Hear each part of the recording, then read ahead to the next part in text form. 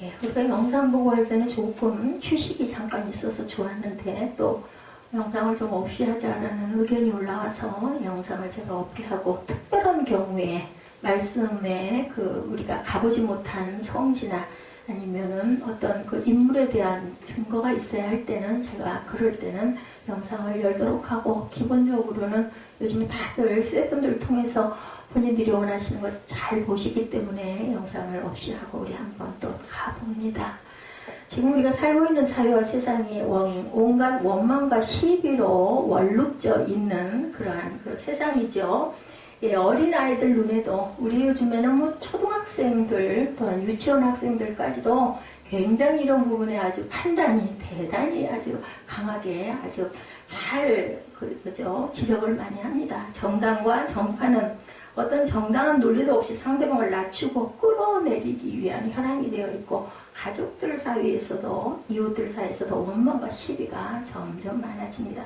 오늘 말씀이 빌립보서 2장 말씀이 작년 올해 우리 유은정 집사님 그리고 올해는 우리 유에스더 전도사님에게 주신 말씀이어서 제가 우리 계속 시리즈 말씀 나갔죠. 능력 주시는 하나님의 시리즈를 가다가 제가 신년이 들어오면서 기도하고 묵상하는 가운데 왜 유독 이 말씀이 두 회를 겹쳐서 또 내년에 또 누가 또 받으실지 몰라요. 그죠? 이 말씀이 있으실까 해서 우리 잠깐 그걸 그치고 하나님이 주시는 말씀들, 우리 성도님들에게 주신 말씀들 중에서 제 마음에 감동이 오는 것들을 구절로 해서 한번 말씀을 우리 증거하고 넘어가는 것도 의미가 있겠다. 또 현수막도 이렇게 만들었으면 다달이 좀 걸어봐야 되겠다 싶어서 뭐 다는 아니겠지만 몇 개라도 이런 식으로 우리가 은혜를 나눠볼까 하고 오늘 말씀을 준비해 봤습니다. 자, 우리가 모든 사람들이 원망과 시비 지수가 어느 때보다 높아지는 사회다. 물질 만능의 시대이기도 하죠. 우리가 역사 이래로 이렇게 부강한 나라가 된 일이 없었던 걸로 제가 60년, 제 기억이 있는 한 50년, 그죠? 50몇 년 동안 느낄 때도 오늘날처럼 작년 오늘, 올해 또 그 전에 뭐 이런 정도로 우리 IMF 넘어가고 몇 년 이후부터 굉장히 급성장했습니다. IMF 극복 못한다고 했는데 오히려 엄청난 그 번영을 누렸죠. 하나님의 깊은 뜻이 있으시리라고 저는 그렇게 생각합니다. 성삼위 하나님께서 우리를 구원해 주셨죠. 여러분들 다 아시죠? 구원을 시간적으로 과거와 현재와 미래의 세 단계로 우리가 분류할 수가 있는데, 과거적 단계는 예수 그리스도를 믿을 때 주시는 거듭남과 칭의입니다. 칭의라는 거 먼저 아시죠? 우리에게 의롭다 칭해 주셨어요. 누가 돌아가심으로 인하여 예수님이 우리의 모든 죄를 피값으로 죄 사해 주심으로 인하여 하나님께서 우리의 모든 죄를 없다, 너희들은 의롭다라고 칭해 주셨습니다. 우리가 의로운 사람은 하나도 없죠. 그래서 구원의 미래적 단계는 영화이고 현대적 단계는 뭐예요? 성화이다. 우리 찬양 아까 그렇게 하셨죠. 성령의 열매에 대해서도 말씀을 하시죠. 9가지 열매. 현대적에는 성화를 이루기 위해서 우리가 성령의 9가지 열매를 맺어야 되고, 그렇게 함으로 해서 우리가 돌아가는 순간 영화를 입습니다. 우리가 바뀌는 그러한 모습이 되어가지고 올라가죠. 성화는 뭐예요? 거룩하여진다 라고 합니다. sanctification이라고 말하죠. 예수 그리스도와 성령으로 말미암아 거듭나고 중생이 돼서 의롭다 하심을 받는 칭의를 입은 자들이 그 인격과 삶이 실제로 거룩해지는 과정을 얘기합니다. 성화라는 것. 돌아갈 때는 어떻게? 영화의 모습이 된다라는 거죠. 성화는 하나님의 값 없으신 은혜인데, 그것으로 우리는 하나님의 형상을 따라서 전인이 새로워진다. 무슨 뜻이에요? 온전할 전자, 사람 인자예요. 참 하모니 의미적으로는 굉장히 빨리 알게 해주셔요. 우리 인격 자체가 온전해지는 것을, 전인이 우리 몸과 마음이 새로워지고 죄에 대해서 점점 더 죽고 의에 대해서 살 수 있게 되는 것이 성화의 삶이다. 성화는 하나님의 형상의 회복입니다. 누구를 닮아? 예수를 닮아서. 오늘 본문 말씀이 그 말씀이거든요. 사람은 범죄함으로 이 하나님의 형상을 회복합니다. 무엇으로 인해서? 예수님의 의롭다 칭해 주시기 위한 희생으로 인해서. 그렇죠. 관련된 말씀을 봅니다. 에베소서 4장 22절에서 24절 우리 한번 찾으실 수 있는 분들은 찾으셔가지고 함께 합독해 보면 좋겠습니다. 에베소서 4장 22절에서 24절 함께 합독합니다. 너희는 유혹의 욕심을 따라 썩어져가는 구습을 쫓는 옛사람을 벗어버리고 오직 심령으로 새롭게 되어 하나님을 따라 의와 진리의 거룩함으로 지으심을 받은 오를 입으라. 새 사람을 입으라. 이게 뭐라고요? 성화가 되어가는 저와 여러분들의 모습이다. 레위기 11장 45절에도 우리 너무 잘 아는 말씀이죠. 베드로 전서인가요? 후서에도 나오죠. 내가 거룩하니 너희도 거룩하라. 레위기 11장 45절에도 똑같이, 골로새서 3장 10절에도 새 사람을 입었으니 이는 자기를 창조하신 자의 형상을 쫓아 지식에까지 새롭게 하심을 받은 자니라. 여기서 말하는 지식은 세상에서 공부를 얘기하는 게 아니라 하나님의 말씀에 새로워지라라는 말씀을 갖고 있습니다. 성경에 나오는 지혜나 지식은 모두 다 성경 말씀이 기준입니다. 그리고 뭐예요? 우리 구약의 율례를 지켜나가는 것을 지혜라고 말씀을 하시죠. 데살로니가전서 4장 3절에 하나님의 뜻은 이것이니 너희의 거룩함이라. 베드로전서 1장 15절에 오직 너희를 부르신 거룩한 자처럼 너희도 모든 행실에 거룩한 자가 되라. 이게 바로 거룩이다. 어떻게 되는 거? 썩어져가는 구습을 쫓는 옛사람을 벗어버리는 것, 성령으로 새롭게 되는 것. 성화는 성경에서 때때로 예수 그리스도를 본받는 것이다. 아까 제가 말씀드렸죠. 에베소서 4장 13절과 14절 15절에 증거되어 있습니다. 에베소서 4장 13, 14, 15절 우리 함께 합독합니다. 우리가 다 하나님의 아들을 믿는 것과 아는 일에 하나가 되어 온전한 사람을 이루어 그리스도의 장성한 분량이 충만한 데까지 이르리니 이는 우리가 이제부터 어린아이가 되지 아니하여 사람의 속임수와 간사한 유혹에 빠져 온갖 교훈의 풍조에 밀려 요동하지 않게 하려 함이라. 15절 오직 사랑 안에서 참된 것을 하여 범사에 그에게까지 자랄지라. 이는 머리니 곧 그리스도라. 누구라? 그리스도라. 그래서 그리스도의 형상을 닮아가는 것이 온전한 성화를 이루어가는 것이다. 정리를 합니다. 구원을 주신 성삼위 하나님께서는 우리에게 성화되라고 하셨고 그 본을 보이시고 가신 게 예수님의 3년 반의 공생의 기간이었고 예수님을 닮아가라. 나처럼 섬겨라. 나처럼 순종해라. 나처럼 믿어라. 이렇게 살아라 얘기하시고 마지막에 물과 피를 다 쏟으시고 우리에게 물을 예수님의 몸과 피까지 다 쏟고 각을 떠서 돌아가셨다. 문제는 성화는 우리 힘으로 되는 것인지 그렇습니까 여러분들? 성화 우리 힘으로 됩니까? 우리 힘으로 됩니까? 자, 에스더님 선생님, 성화 우리 힘으로 됩니까? 아니죠. 성화도 우리 힘으로 되지 않습니다. 누구의 힘으로? 성령의 힘으로 된다고 본문을 통해서 하나님의 뜻을 너희들이 깨달아라 라고 말씀합니다. 오늘 본문에 이런 세대를 어떤 세대? 어그러지고 거스리는 세대라고 말씀하죠. 어그러지고 거스리는 이란 뜻은 하나님 법에 제시하는 똑바른 길에서 벗어나서 여러 방향으로 구부러지고 굽고 뒤틀린 거 우리 알잖아요. 어그러진다는 게 무슨 뜻인지 이런 모습입니다. 지금 이 시대가 그렇고 세상 사람들이 그렇다. 우리 저와 여러분들도 덩달아 이렇게 돼서는 절대 안 되겠죠. 거기서는 떠나 있어야 됩니다. 그래서 원망과 시비를 어떤 결과를 낳게 되느냐? 너무 잘 알죠. 우리가 누구를 원망하고 우리가 자꾸 시비를 걸게 되면 어떻게 돼요? 깨지죠. 분열과 파괴밖에 남는 게 없습니다. 격을 떨어뜨리는 결과죠. 퇴보를 낳는다라는 거예요. 이거는 성령의 인도하심이 아니라는 거 여러분들 잘 아실 겁니다. 무엇보다도 원망과 시비는 자신에게 독을 품는 것과 같다. 누구를 위해서 용서해요? 나를 위해서, 너를 위해서 용서하라고 말씀하시죠. 그래서 최대의 피해자는 바로 누가? 자신이 될 수밖에 없다라는 것. 그러므로 모든 일을 할 때 원망과 시비가 없이 해라. 그럼 오늘 본문 안에 우리 12절에서 18절까지 읽어봤는데 아주 귀한 말씀을 주신 거예요. 15절부터 18절까지가 답이죠. 이는 이 모든 일은 원망과 시비가 없게 하는 이는 너희가 어떻게 흠이 없고 순전해서 어그러지고 거스르는 세대, 이 세대, 오늘의 이 세대 가운데 하나님의 흠 없는 자녀로 세상에서 뭘로 드러나라고? 빛으로 드러나게 하려고 내가 너희들 보고 원망과 시비가 없게 해라. 누구 앞에서? 예수 앞에서 소원을 두고 원하는 것들을 행하되 주변의 이웃들과 원망과 시비는 없어야 된다. 이것은 어그러지고 거스르는 세대 가운데 너를 빛으로 나타내게 하셨다라고 말씀을 하시는 거예요. 16절에 생명의 말씀을 밝혀 나의 다름질이 헛되지 아니하고 수고도 헛되지 아니하므로 그리스도의 날에 내가 자랑할 것이 있게 합니다. 여기서 그리스도의 날이 언제예요? 우리가 그죠? 성화를 통해서 영화가 되는 마지막 때 예수가 오신다고 그러셨죠? 심판의 날에 내가 자랑한 것이 너희들에게 자랑할 게 있게 하려고 내가 너한테 얘기하니 너는 원망과 시비가 없게 하라. 17절입니다. 만일 너희 믿음의 재물과 섬김 후에 내가 나를 전제로 드릴지라도 나는 기뻐하고 너희 무리와 함께 기뻐하리. 이건 누가 얘기해요? 바울이죠. 빌립보서 바울. 어디서 썼어요? 예지? 어디서 쓰셨어? 이 빌립보서 에필 골몬, 그죠? 옥중 서신이에요. 감옥에서 내가 나를 전제. 자, 예자 전제로 드린다라는 게 뭐야? 제물로 드리는 거. 제물로 드리는 게 뭐야?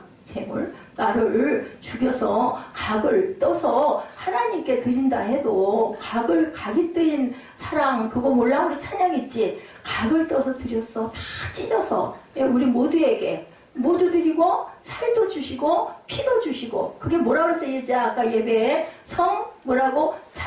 성찬 받을 때 엠마오로 가던 그 두 사람이 어떻게 됐다? 눈이 뜨였다고 그랬지. 그래서 누구를 알아봤다? 하나님을 알아봤다. 예수님을 알아봤다. 근데 예수님 계셨어? 안 계셨어? 그 자리에 계시다 그냥 사라져버렸어. 그래가지고 고향으로 돌아다가다 말고 에이쿠나 이거 아니네. 이 집에 갈 게 아니야. 우리 예루살렘으로 가자. 그래서 예루살렘에 가서 뭐가 됐다? 증인이 되고 성령을 받았다고 아까 예배에서 이렇게 말씀했죠. 전제로 나를, 바울이 얘기를 하는 거야. 나를 전제로, 내가 모든 사람들에게 나를 죽여서 너희들에게 전제로 드릴지라도 나도 기뻐하고 너희도 기뻐할 거다. 뭐 하면? 원망과 시비가 없게 하면 이런 일이 일어날 것이다. 이와 같이 너희도 기뻐하고 나와 함께 기뻐하라. 이 말씀이 오늘 에베소서 12절에서 18절인데 중심 12절에 13절에 그러므로 나의 사랑하는 자들은 너희는 나 있을 때뿐 아니라 더욱 지금 나 없을 때에도, 내가 없잖아. 지금 빌립보 교회에 없어. 바울이 세워놓고 갔어. 그럴 때도 항상 복종하여 두렵고 떨림으로 너희 구원을 이루라. 너희 안에서 행하시는 이는 누구시라고 하나님이 하시는데 자기의 기쁘신 뜻을 위하여 너희에게 소원을 두고 행하게 하신다. 우리가 생각할 때는 하나님이 우리에게 원하시는 게 없는 것 같은데 여기 그러네. 내가 원하는 것을 이루기 위해서, 그 기쁘신 뜻을 이루기 위해서 내가 소원을 두고 행하게 할 거니 너희는 원망과 시비가 없게 해라. 그래야 그것을 이룰 수가 있다. 그리고 나중에는 너와 내가 예수 그리스도 다시 올 때 우리가 기뻐하고 기뻐하게 될 것이라고 오늘 말씀을 해요. 그래서 이 세상 가운데서 우리는 원망과 시비가 없어야 된다. 모든 일을 원망과 시비가 없게 해라. 제가 한글사전 찾아봤어요.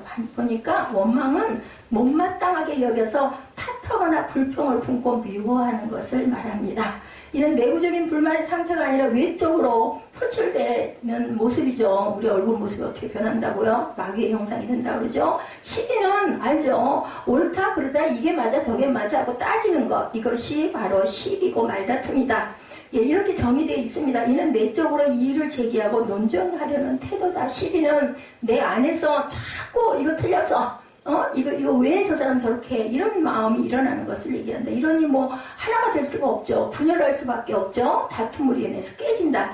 이런 원망과 시비의 마음과 태도를 갖고 사는 사람은 주위의 모든 사람들에게 부정적인 영향을 줄 수밖에 없다. 긍정적인 분위기를 망치죠. 창조적인 활동을 방해합니다. 협동적인 단합을 깨뜨립니다. 누구예요? 사단입니다. 그죠? 성령이 이렇게 하실 일은 당연히 없겠죠.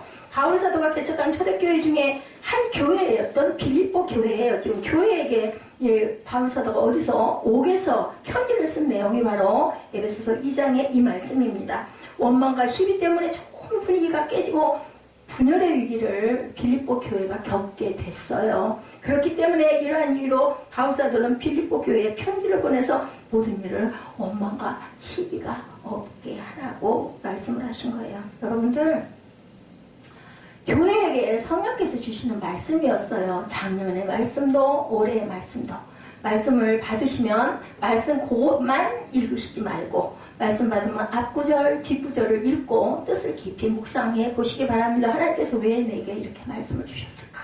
작년에는 유은정 집사님에게 우리 교회를 위해서 네가 하나가 되고 섬기고 봉사하고 그래서 하나님의 깊으신 뜻을 위해서 내 소원을 네가 좀 이루라. 모든 일에 원망과 시비를 없게 네가 나서서 내라. 올해는 우리 유에스더 전도사님에게 이런 말씀을 주심으로 인해서 교회를 잘 잘 유지하고 빛으로 드러내라 라는 말씀으로 이 말씀을 주신 줄로 믿습니다. 마귀는 항상 원망과 시비를 불러일으키는 장본인이죠. 아멘. 우리는 원망과 시비의 마음을 항상 경계해야 되겠다. 맞아요. 의분이 일어나요. 틀리고 잘못됐으니까 당연해요. 그래도 원망과 시비하지 말고 사랑해주고 기도해주고 그리고 자꾸 섬겨주라는 거죠. 그러다 보면 본인도 알잖아요. 아유 내가 잘못했네. 내가 자꾸 불평불만하고 자꾸 시비거리를 만드네. 아유 저렇게 섬기는데 아유 내가 마음을 풀어야지 이런 마음이 들게 해야 된다는 거죠. 그렇지 않으면 관계가 어떻게 된다? 깨지니까. 태도는 아주 쉽게 습관이 되어버립니다. 우리의 태도들. 그래서 조심해야 될 게 태도죠. 예배드리는 태도, 신령과 진정의 태도를 가져야 된다라고 우리 그죠? 새해 말씀으로 주셨어요. 우리의 그 크리스마스 성탄절 때 송구영신 말씀으로도 주셨죠. 오늘 보면 13절에서 너희 안에서 행하시는 이가 하나님이다. 하나님께서도 이 모든 것을 원하신다라는 거죠. 우리 안에서 행하시는 하나님은 하나님을 믿는 하나님의 백성들에게 13절 하반절에 무엇을 위해서 기쁘신 뜻을 위해서 하나님께서도 우리에게 원하시는 게 있어요. 그 뜻을 이루기 위해서 소원을 두고 행하게 하신다라고 합니다. 우리 각 사람에게는 하나님께서 창조하실 때부터 두신 귀한 뜻을 다 갖고 있어요. 각자 모두에게, 각각에게. 그죠? 우리 각 사람에게 소원을 두고 행하게 하신다. 그러므로 한 사람의 인생은 다른 사람의 인생이 아니라 하나님의 소원의 인생이라는 것을, 귀한 인생이라는 것을 여러분들 아시기 바랍니다. 각자가 하나님의 뜻을 발견하고 최선을 다하기만 하면 돼요. 내 그릇이 이만한데 왜 나는 저 사람같이 주시지 않고 왜 나는 요것밖에 안 하게 해주시고 왜 나는 요런 모습밖에 안 되게 해주시나 이렇게 하지 말고 하나님을 원망하고 시비하지 말고 이 자리에서 최선을 다하라고 말씀합니다. 그럼에도 불구하고 우리가 다른 사람들과 자주 경쟁하고 괴로워하는 까닭은 나에게 두신 하나님의 뜻을 인정하지 않기 때문일 때가 얼마나 많은가. 하나님께서 각 사람이 고유한 뜻을 두고 행하게 하신다는 것을 이거 확실하게 믿는다면 다툼과 허영에서 해방될 수가 있죠. 아까 제가 기도하면서 보니까 누군가 그 기도에 쓰신 말씀에 욕심을 부리지 않게 해주옵소서, 분수를 알게 해주옵소서 하는 그런 기도가 있었던 것 같습니다. 다툼과 허영에서 해방돼야 되겠다. 그래서 우리 안에서 행하시는 분이 하나님이심이라는 것을 아는 것이 가장 중요하다. 왜 내가 이런 마음이 됐을까? 내가 왜 이런 환경에 있을까? 내 직장이 왜 이럴까? 내 모습이 왜 이렇게 됐을까? 이것을 보고 우리가 기도해야 되겠다. 원망한다고, 불평한다고, 근심한다고 변할 것은 아무것도 없습니다. 아이고, 내가 이러다 보면 앞으로는 어떻게 될 것인데 그러다 보면 오늘 기쁜 것까지 우리가 누릴 수가 없죠. 그렇기 때문에 기쁜 일을 오늘 주시면 오늘 기뻐하세요. 내일의 염려는 누구에게 맡겨라? 하나님께 맡겨라 라고 말씀하시죠. 자, 오늘 본문에 크게 두 가지가 있습니다. 첫째는 왜 너희가 흠이 없고 순전하여 어그러지고 거스리는 세대 가운데 하나님의 흠없는 자녀를 어디에서? 세상에서 그들 가운데 빛들로 나타내기 위해서. 빛의 자녀죠. 우리 모두는. 에베소서 5장 9절 말씀이 빛의 자녀는 진실함과 착함이라고 말씀을 하셨죠. 우리에게 주신 말씀이죠. 우리가 어둠으로 나타나기를 바라지 않으시고 어떻게 나타나라고? 빛으로 나타나라고 저와 여러분을 지으셔서 세상에 내보내 주셨어요. 우리 자체가 다 빛입니다. 둘째는 생명의 말씀을 밝혀 나의 다름질이 헛되지 않고 수고도 헛되지 아니하므로 언제 그리스도의 날에 내가 자랑할 것이 있게 하려 합니다. 하나님은 내가 얼마나 감사해요. 니들이 원망과 시비가 없게 해야 네가 빛으로 세상에 드러날 것이며 그것은 마지막 날에 너희에게 귀한 열매가 될 것이다. 그죠? 그것이 바로 그리스도의 날에 내가 자랑할 것이 면류관을 내가 너에게 주시겠다라는 말씀입니다. 이 말씀은 그것을 순종하고 행할 때. 그런데 이런 하나님의 소원을 우리가 이룸에 있어서 결정적인 장애가 되는 것, 그것이 바로 모든 일에 원망과 시비라는 거예요. 그것을 없게 해야 네가 이 구원을 온전히 이루고 마지막 날에 너희가 은혜를 받고 면류관을 쓰게 될 것이다. 자랑할 게 있게 될 것이다. 일에 원망을 버리고 시비를 없애야 되는 것이 하나님의 소원을 이루는 결정적인 키다. 그러니 그 키를 우리가 잘 전해가야 할 것이다라는 거죠. 5년 전 우리가 이 세빛교회로 이전할 때, 이 자리로 이전할 때 하나님이 우리에게 주신 말씀을 잠깐 제가 되돌아봤습니다. 이 말씀을 제가 만들면서 이틀을 고심을 했어요. 제가 주일 예배를 그렇게 오랫동안 미리미리 대충 이게 잡아놓기 때문에 하루면 쉽게 가는데 이 말씀, 짧은 말씀, 길지 않고 짧게 예배를 좀 진행하기를 원한다라는 또 의견도 있다고 해서 그러면 좀 어떻게 다 빼버리고 뭐 누구 훌륭하신 신학자나 뭐 이런 간증이나 이런 거 빼버리고 골자만 말씀 중심으로 어떻게 전할까를 아주 굉장히 고심을 해서 이 말씀을 완성을 했습니다. 에베소서 5장 잘 아시죠? 4절에서 우리 9절까지 함께 읽어보십니다. 주님이 주신 말씀이죠. 에베소서 5장 4절에서 9절입니다. 누추함과 어리석은 말이나 희롱의 말이 마땅치 아니하니 오히려 감사한 말을 해라. 너희도 정녕 이것을 알거니와 음행하는 자나 더러운 자나 탐하는 자 곧 우상 숭배자는 다 그리스도와 하나님의 나라에서 기업을 얻지 못하리니. 기업이 뭐예요? 기업, 땅을 하나님의 땅을 얻지 못한다는 겁니다. 6절이죠. 누구든지 헛된 말로 너희를 속이지 못하게 하라. 이로 말미암아 하나님의 진노가 불순종의 아들들에게 임하나니. 불순종하는 자들에게 임합니다. 7절. 그러므로 그들과 함께 하는 자가 되지 말아라. 너희가 전에는 어둠이더니 이제는 주 안에서 빛이라. 빛의 자녀들처럼 행해라. 9절이죠. 빛의 열매는 모든 착함과 의로움과 진실함에 있느니라. 여러분들이 빛이세요. 주신 말씀이 에베소서 5장 8, 9절 주셨어요. 저희 이전할 때 분명하게 주셨습니다. 뭐라 그래요? 어둠이든 이제는 주 안에서 빛이니까 빛의 자녀들처럼 행해야 되고, 빛의 열매는 모든 착함과 의로움과 진실함이고, 이렇게 이룰 때 너희가 하나가 될 수 있고, 하나가 될 때 하나님의 나라가 영광을 받을 것이다 라고 말씀을 하셨습니다. 원망과 시비는 구원에 이르게는 하나님의 섭리를 방해하는 장애물이죠. 은혜로우시고 자비로우시고 인자하신 하나님의 섭리의 빛을 가리는 암적인 요소가 된다. 원망과 시비, 이건 절대로 버려야 된다는 겁니다.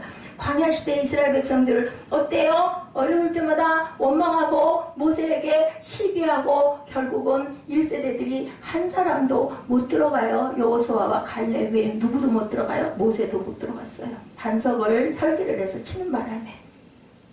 반석 앞에 가가지고 그저 가만히 반석에 지팡이를 대고 말하라고 했는데 두들기면서 내가 이것을 못할까 보냐 하는 바람에 그만 그죠? 가나안 땅 바라보는 자리에서 노고산에 올라가가지고 멀리 바라보면서 시력도 쇠해지지 않은 모습으로 자버렸습니다. 돌아갔죠. 하나님께. 광야 생활의 훈련은 물이 없더라도 원망하지 말고 양식이 척박하더라도 원망하지 말아라 라고 말씀하죠. 시비하고 불평하지 말고 싸움이 일어나기 전에 시비를 그치고 오직 하나님의 말씀을 순종하며 따라가야 된다고 했는데 그렇게 하지를 못해서 결국은 가나안 땅에 1세대들은 못 들어가고 광야를 40년이나 헤맸습니다. 얼마만이면 갈 수 있는 거리를 그 시대에도 2주일이면 갈 수 있는 거리를 40년을 뱅글뱅글 먼 길을 돌아가지고 돌게 하신 하나님. 그 40년 동안에 1세대들이 다 죽죠. 그런 사건이 일어납니다. 고기 안 준다고 그래가지고 고기를 하늘에서 메추라기 내려주시는데 그 메추라기 먹고 그 메추라기가 이 사이에 낀 것이 다 없어지기도 전에 결국은 죽어버리는 역사가 일어납니다. 하나님께서는 진노의 하나님이기도 하다. 원망과 시비가 없이 하려면 누구를 본받아야 될까요? 우리 예수 그리스도의 형상 당연히 본받아야 되겠죠? 예수 그리스도의 형상은 뭐예요? 섬김과 겸손입니다. 섬김과 겸손. 겸손의 형상으로 죽기까지 복종하셨더니 못으로 그 십자가에 죽으심이라. 빌립보서 2장 6절에서 8절 말씀입니다. 하나님과 동등됨을 취할 것으로 여기지 아니하시고 사람의 모양으로 종의 형체를 입으시고 세상 죄를 지고 가는 어린 양으로 오셔서 죽기까지 복종하셨으니, 그죠? 어떻게 됐어요? 죽기까지 복종하셨으니 곧 십자가에 죽으심이라. 이게 복종이에요. 복종, 죽기까지 어린 양으로 오셔서. 만약 예수 그리스도께서 하나님 앞에서 시비를 일삼았다면 구원을 이룰 수가 없었겠죠. 예수님도 안 좋아하셨어요. 십자가 처형받는 거. 이 잔을 옮겨주시옵소서 하고 땀방울이 핏방울이 되도록 울면서 기도하셨어요. 그런데도 하나님의 뜻을 알았기 때문에 시비하지 않고 원망하지 않고 순종하셨다는 거죠. 예수님은 자신보다 하나님 아버지의 뜻을 높여드림으로 원망과 시비 없이 아버지의 뜻을 이루실 수가 있었고, 저와 여러분도 그렇게 해야 되겠다. 바울 사도는 구원 얻은 성도에게 한마음으로 예수처럼 살라고 한 후에 성화 생활을 하라고 말씀을 하시는 게 성령의 열매 9가지를 말씀하시죠. 본문 말씀을 요약해보면 성화를 위해서 그리스도께 복종해야 하고 소극적으로 모든 일에 원망하지 않고 논쟁하지 않는 것이며 적극적으로는 세상의 빛으로 사는 것이고 생명의 말씀을 전하고 믿음에서 나오는 희생의 삶을 살아야 한다는 것을 증거합니다. 자, 12절에서 예수 그리스도께서 겸손의 모범을 보이셨으니 그러므로 성도는 예수님의 뒤를 따라가서 죽기까지 복종하는 삶을 살아라. 빌립보서 2장 12절에 두렵고 떨림으로 너희 구원을 이루라고 말씀을 하시죠. 복종하여 두렵고 떨림으로 구원을 이루라. 빌립보 교인들에게 과거부터 지금까지 항상 복종해 왔던 것처럼 현재도 두렵고 떨림으로 구원을 이루어야 된다. 이 말씀이 구원이 완성되지 아니했던 것으로 해석해서는 안 된다. 우리가 이루어서 이미 구원 받았어요. 그래도 우리는 하루하루를 이런 마음가짐으로 긴장하면서 열심히 최선을 다해서 순종하면서 살아가라. 구원은 아까도 제가 물어봤죠. 예, 우리가 할 수 있는 게 아니에요. 그것마저도 하나님께서 성령께서 하신다. 에베소서 2장 8, 9절입니다. 너희가 그 은혜를 인하여 믿음으로 말미암아 구원을 얻었느니 이것이 너희에게서 난 것이 아니요 하나님의 선물이라. 행위에서 난 것이 아니니 이는 누구든지 자랑치 못하게 하려고 하나님께서 선물로 값없이 주셨다. 에베소서 2장 13절에 이전엔 전에 멀리 있던 너희가 그리스도 예수 안에서 그리스도의 피로 가까워졌나니. 14절에 그는 우리의 화평이신지라 둘로 하나를 만드사 원수된 것 곧 중간에 막힌 담을 자기 육체로 하시고. 15절 법조문으로 된 계명의 율법을 폐하셨으니 이는 이 둘로 자기 안에서 한 세 사람을 지어 화평하게 하시고 또 십자가로 이 둘을 한 몸으로 하나님과 화목하게 하려 하심이라. 원수된 것을 십자가로 소멸하시고 또 오셔서 멀리 있는 너희에게 평안을 전하시고 가까운 있는 자들에게 평안을 전하셨으니 이는 그로 말미암아 우리들이 한 성령 안에서 아버지께 나아감을 얻게 하려 합니다. 무슨 얘기예요? 먼데 있는 자, 가까운 데 있는 자, 성령 안에서 평안을 얻게 하려고, 하나가 되게 하려고, 연합을 하게 하려고 이렇게 하셨다. 요한일서 5장 10절에서 13절입니다. 하나님의 아들을 믿는 자는 자기 안에 증거가 있고 하나님을 믿지 않은 자는 하나님을 거짓말하는 자로 만드나니 이는 하나님께서 그 아들에 대하여 증언하신 증거를 믿지 아니하였습니다. 11절 또 증거는 이것이니 하나님이 우리에게 영생을 주신 것과 이 생명이 그의 아들 안에 있는 이것이니라. 아들이 있는 자에게는 생명이 있고 아들이 없는 자에게는 생명이 없느니라. 내가 하나님의 아들의 이름을 믿는 너희에게 이것을 쓰는 것은 너희로 하여금 너희로 영생이 있음을 알게 하려 함이라. 예, 아들이 있는 자는 하나님이 있고 아들이 없는 자는 하나님이 없대요. 도대체 그래서 이 구절을 가지고 어떤 초신자 성도가 도대체 우리 집에는 아들이 둘이나 있는데 왜 아들이 없는 자는, 그러면 딸만 있는 집은 그러면 아들 그 하나님이 없습니까? 라고 물어봤다고 하더라고요. 그건 아니죠. 우리 안에 하나님이 있는 자는, 예수 그리스도가 있는 자는 영생을 얻을 수 있다라는 그런 말씀이죠. 성화는 우리가 노력해야 하는 것처럼 보이는데 성화도 하나님의 힘으로 되는 것이라는 것. 성화는 하나님의 전적인 값없이 신 은혜고 그의 하나님의 초자연적인 활동이라고 아까 우리 함께 증거해서 읽어봤죠. 요한복음 15장 4절에도 그러하기에 내 안에 거하라 나도 너희 안에 거하리라. 가지가 포도나무에 붙어있지 아니하면 철로 가시를 맺을 수 없음같이 너희도 내 안에 있지 아니하면 그러하리라. 우리 다 알아요. 가지가 나무에 붙어있지 않으면 그 나무가 죽은 나무잖아요. 썩잖아요. 시들잖아요. 열매는 고사하고, 그죠? 그래서 당연히 땔감으로밖에 쓸 수가 없습니다. 히브리서 13장 20절에 양대의 큰 목자이신 우리 주 예수를 영원한 언약의 피로 죽은 자 가운데서 이끌어내신 평강의 하나님이 친히 너희로 온전히 거룩하게 하시고 이렇게 말씀합니다. 21절에 너희를 부르시는 이는 미쁘시니 그가 또한 이루시리라. 신실하시죠? 히브리서 13장 20절 21절의 말씀입니다.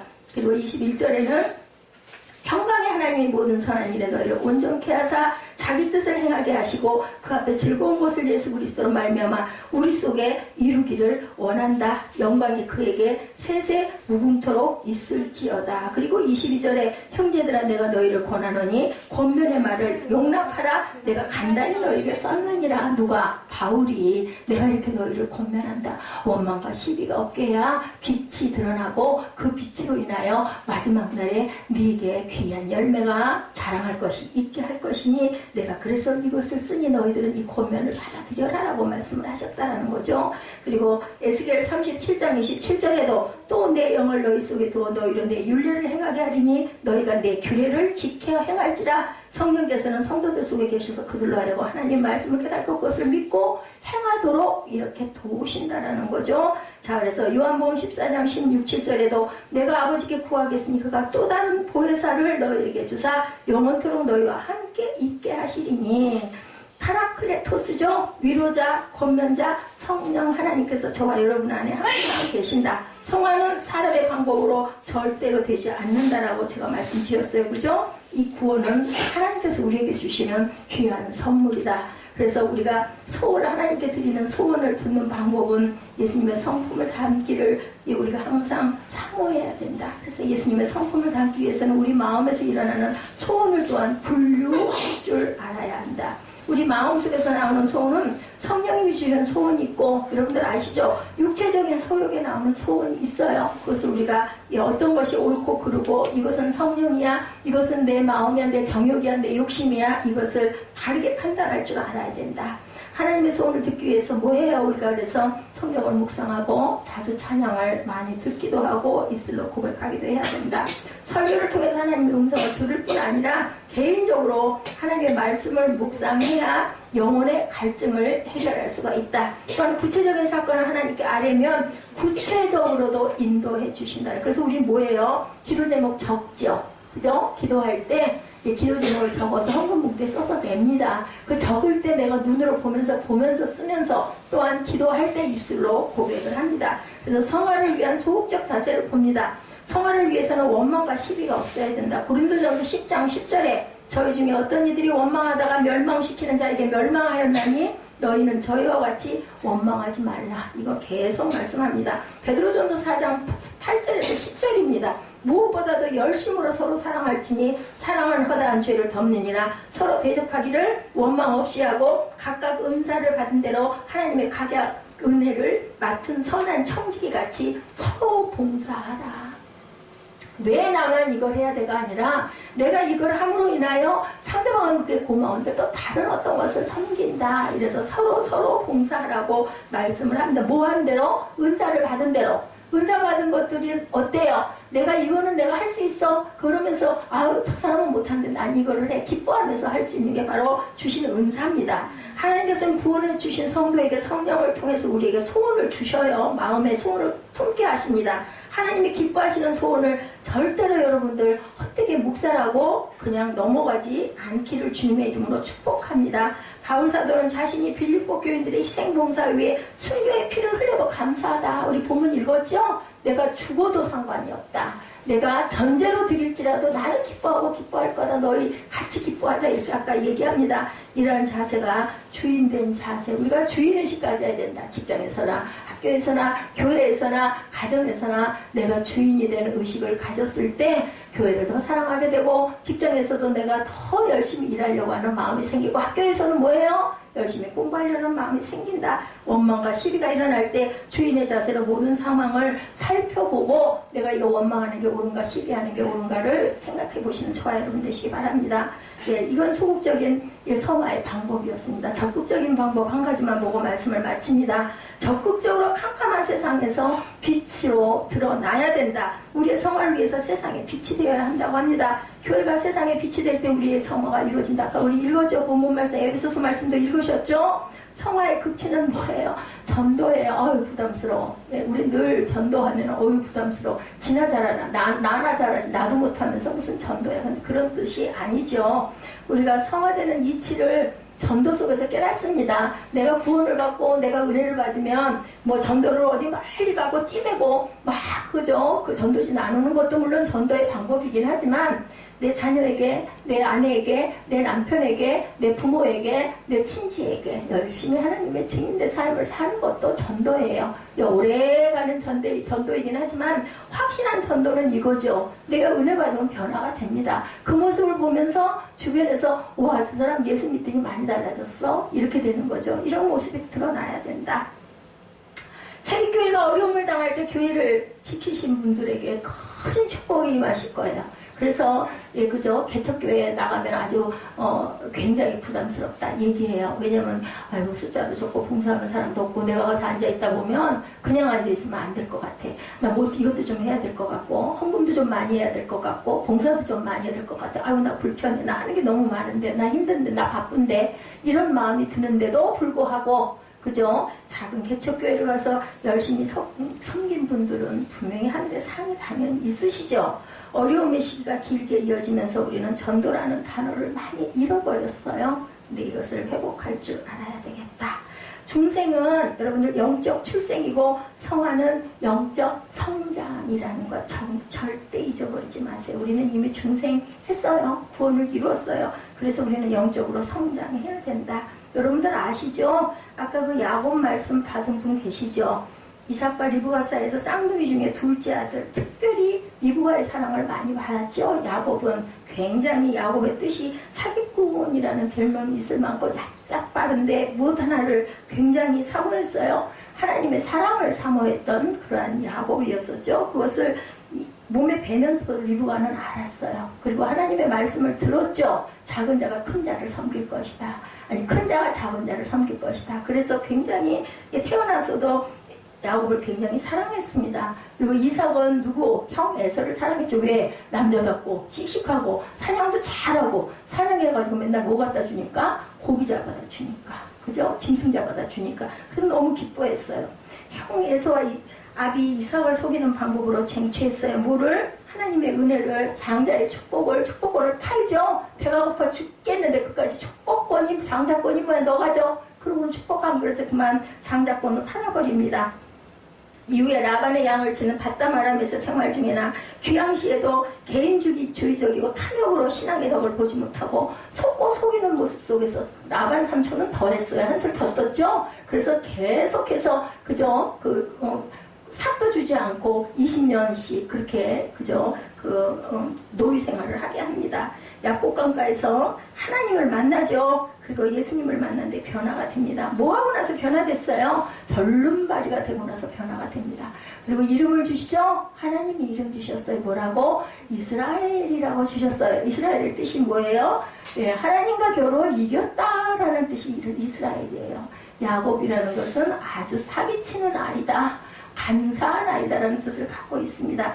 야곱 앞에 그렇게 두려워했던 형은 나중에 사랑으로 그저 동생을 포옹하고 끌어안습니다. 아유 갔다가 나 형한테 맞아 죽을 거야. 장자권 축복받고 도망갔다고. 그래서 무서워서 못 갔는데 하나님이 에서에게 그저 너 네 동생을 잘 사랑해라 라는 마음을 주시는 바람에 그저 목을 끌어안고 둘이 그저 울면서 상봉하는 부분이 나타납니다.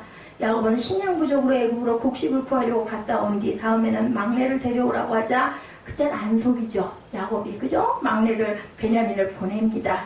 이것이 바로 뭐예요? 우리의 성화된 모습이다.